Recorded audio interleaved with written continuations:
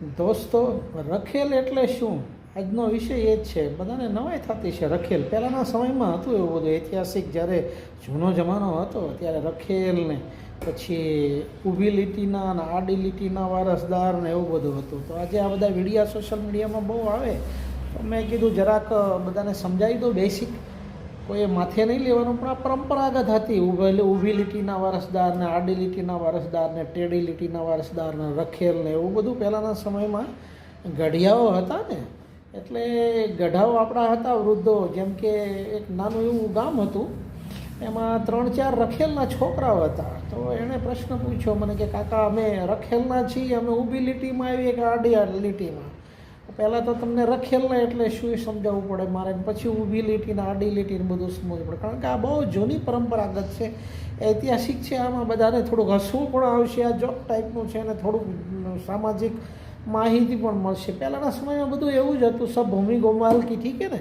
અત્યારે આ બધા માણસો કહે છે ને સબ ભૂમિ ગોપાલકી, તો એ માટે જ કહે છે. કારણ કે થોડી ઘણી આપણા બુઝુર્ગોએ, વડીલોએ ઘણી ભૂલ કરી છે, એને લીધે આ બધી ખામિયાજી આપણે ભોગવવી પડે છે. અને સબ ભૂમિ ગોપાલ છે અને બધા પોતાનો હક કહી શકે છે, કારણ કે લોકશાહી છે અત્યારે, અને આપણે ભૂલોનું પ્રાશ્ચાતાપ કરવું પડે છે. ઠીક છે ને?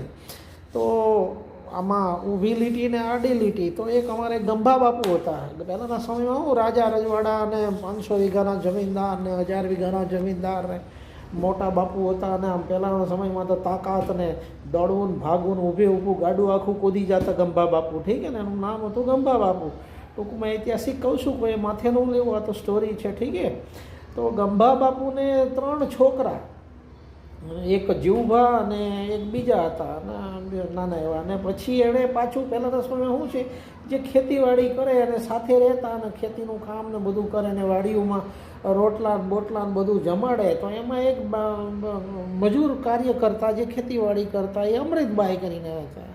તો એ કે બાપુ, તમારે તો બહુ તાકાત છે. ને પહેલાંના સમયમાં એવું જ હતું, ખેતીવાડી ને બધું એ બધું વાવતા ને બાવતા. તો પછી રોટલા ને એવું ઘડી દેતા વાડીઓમાં, તો એ હારે રાખતા, એટલે એને રખેલ કહેતા. પછી એને છોકરો થયો, એ ગંભા બાપુને એક છોકરો, ઠીક છે ને, જીવભા કરીને. આ બીજો અમૃતબાઈ છે, એને છોકરો થયો, એનું નામ નટો.